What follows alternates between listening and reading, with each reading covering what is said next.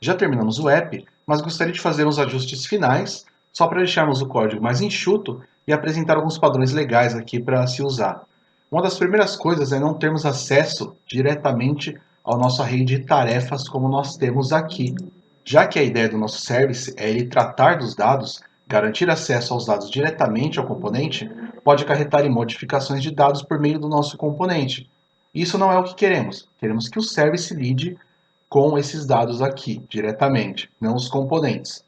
Para isso, vamos transformar nossas tarefas aqui em private, vamos deixar privado, e vamos criar um método getTarefas aqui embaixo, que esse método vai ser uma arrow function, e só vai retornar aqui this.tarefas dessa forma. E agora, no nosso componente da home, eu posso simplesmente pegar aqui tarefas.getTarefas e tudo certo, já vai funcionar normalmente. Outra coisa que podemos fazer é passar os textos da nossa página para o serviço. Isso aqui só faz sentido se o texto for utilizado em mais de um componente. Para nós não faz sentido, mas como o intuito é mostrar alguns conceitos e padrões, então eu vou fazer isso aqui. A primeira coisa que faremos é criar uma propriedade para cada texto. No caso, só temos dois textos. Esses textos são os de sem tarefas e o de lista de tarefas. Então, no nosso tarefas.service, aqui acima, vamos criar nossos textos. E esses textos não devem ser alterados, tanto pelo componente quanto pelo service. É algo que queremos alterar na mão e será imutável. Para garantir a imutabilidade, vamos ter uma palavra-chave read-only do TypeScript. Então aqui eu posso colocar public read-only dessa forma. E é um padrão escrevermos constantes, propriedades de objetos que não devemos alterar em maiúsculo. Por isso vamos escrever aqui texto e separado por underline, então texto sem tarefas. E vamos atribuir aqui não há tarefas cadastradas. E abaixo aqui public read only texto lista tarefas, que vamos atribuir aqui lista de tarefas. E aqui não precisamos fazer um get para retornar esse texto, porque como ele é só para leitura, não pode ser alterado em nenhum lugar, não tem por que ter esse get aqui. Poderia ser feito, se você quiser, mas como já estamos garantindo a imutabilidade dele com read only, não precisamos disso aqui.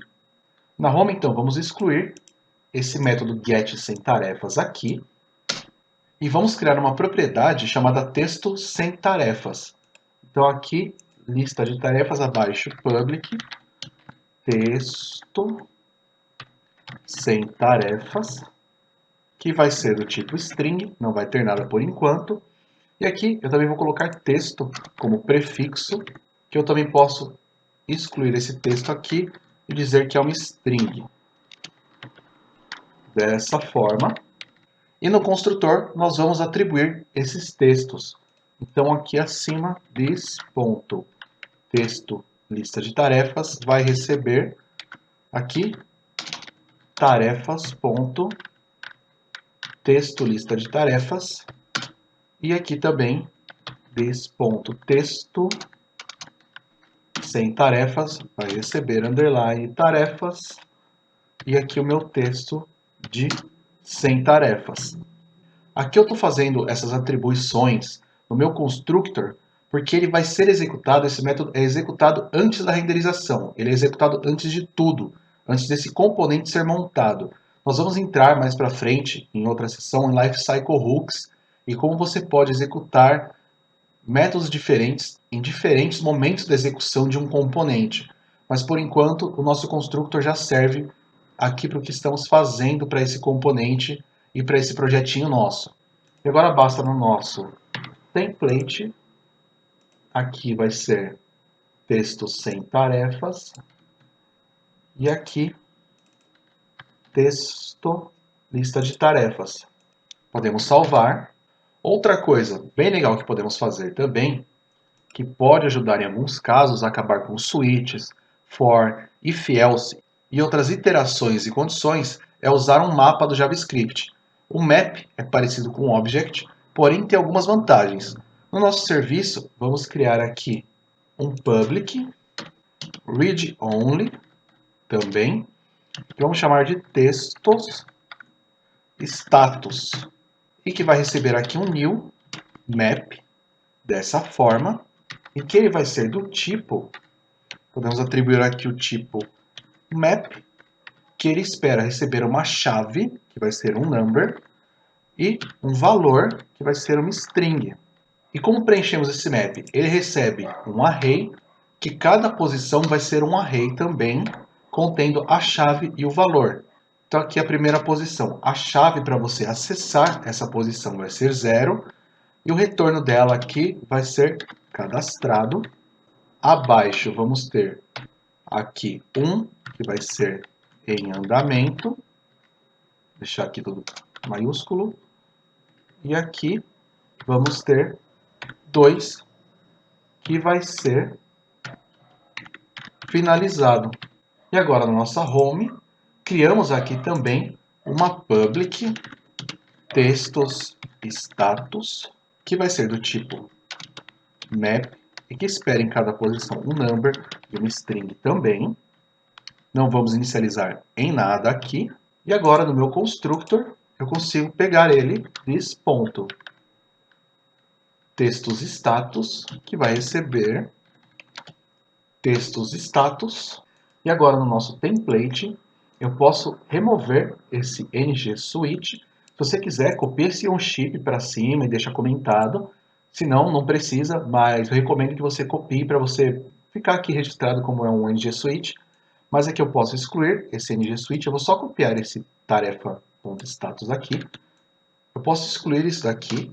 Eu posso excluir meus Xeon Labels. Excluo desse único que eu deixei aqui, meu ng switch. E aqui dentro, no lugar de cadastrado, eu passo uma interpolação. E eu vou chamar aqui textos, status. E ele tem um método get, que eu consigo pegar um valor de acordo com uma chave.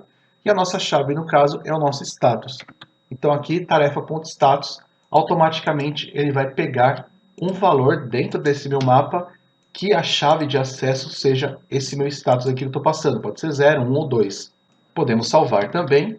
E feito. Dessa forma diminuímos o tamanho do nosso HTML, retiramos um switch e temos uma propriedade para centralizar os nossos status. E não se preocupe com o status de default, porque estamos garantindo que a nossa aplicação sempre vai ter uma tarefa com status. Vai ser impossível uma tarefa não ser cadastrada com status. E uma última coisa que eu gostaria de mostrar aqui, mas que eu já falei sobre, são os comentários, que sempre que possível é bom você comentar os métodos e propriedades para entender o que eles fazem. Tem até geradores de documentação que geram uma documentação completa baseada nesses comentários, e eu vou mostrar mais para frente como eles funcionam. Então, só para ter um exemplo aqui, o nosso método de alterar o status da tarefa. Se eu colocar um comentário de bloco aqui, no Visual Studio Code ele já completa com o que eu preciso. Ó, ele deu aqui um comentário de s.comment.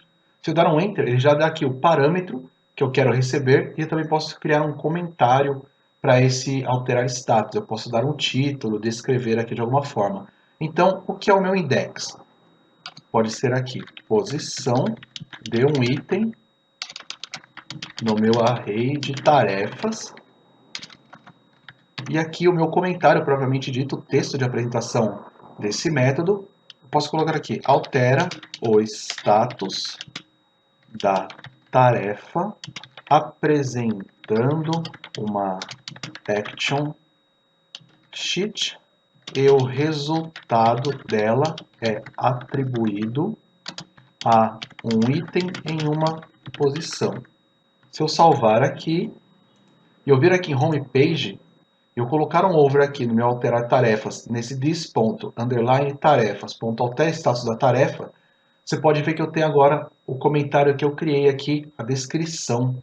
Então, quando algum outro programador do seu time, algum desenvolvedor que trabalha com você, que está trabalhando às vezes em uma outra página, outro componente, está mais alocado em alguma outra tarefa, ele precisar utilizar esse seu serviço de tarefas, ele não precisa ficar desvendando o que é esse método, apesar do nosso nome já estar bem legível que ele altera o status da tarefa.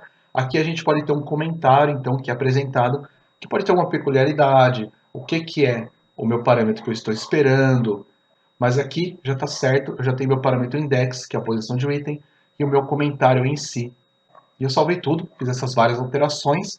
Vamos ver se nossa aplicação está correta. Aqui podemos ver que está tudo funcionando normalmente. Eu posso adicionar qualquer item aqui. Posso arrastar, deletar, altero aqui um item. Está funcionando. Meus status estão da mesma forma aqui. E com isso, chegamos ao fim da nossa sessão. Você aprendeu alguns conceitos básicos do Angular. Claro que iremos ver muito mais pela frente, pois temos muito o que explorar ainda. Também viu como funcionam os componentes do Ionic, tanto os de UI, que são inseridos diretamente no nosso template, quanto os programáticos via componente. E também vamos explorar muito mais todas as possibilidades que temos com os componentes do Ionic. Então até a próxima sessão.